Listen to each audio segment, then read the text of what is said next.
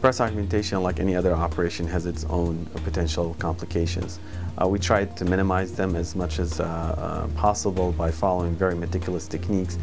Some of the complications are bleeding, which is a collection of blood that can happen after surgery around the implant. We try to prevent that by doing something called anticipated hemostasis, and what that means is that we stop every vessel from bleeding before it actually bleeds. So instead of having it bleed and then try to control the bleeding. This is shown in many studies to be a better technique.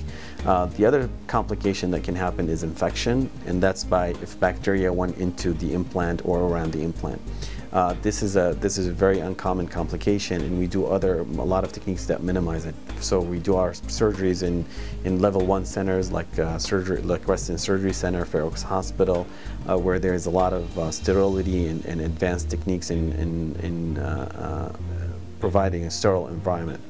The other technique I use is using something called the Canal funnel, and basically that's a funnel that is delivered sterilely, and we use it to deliver the implant into the patient's chest. So my gloved hands never touch the implant. It goes from the box into that funnel and into the patient's breast.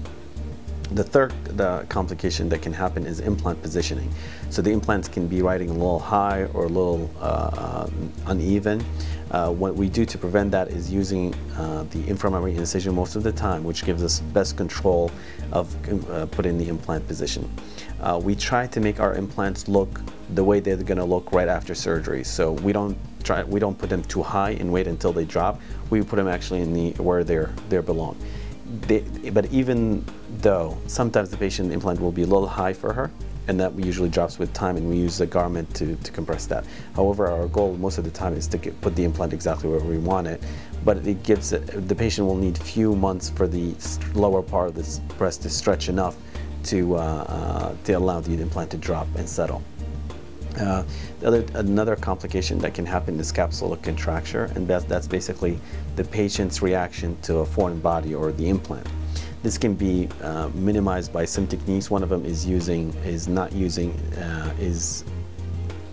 allowing. Okay.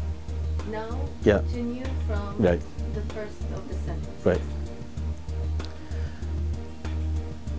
Capsular contraction is a reaction of the patient's body toward the implant.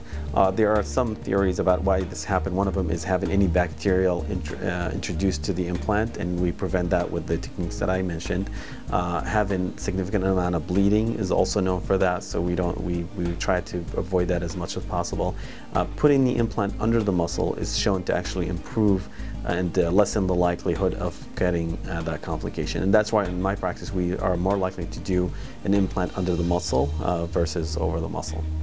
There are other complications that are related to anesthesia, but usually these are, most of our patients are healthy, and we try our best to do the operation on patients who are fit and healthy to undergo a cosmetic procedure.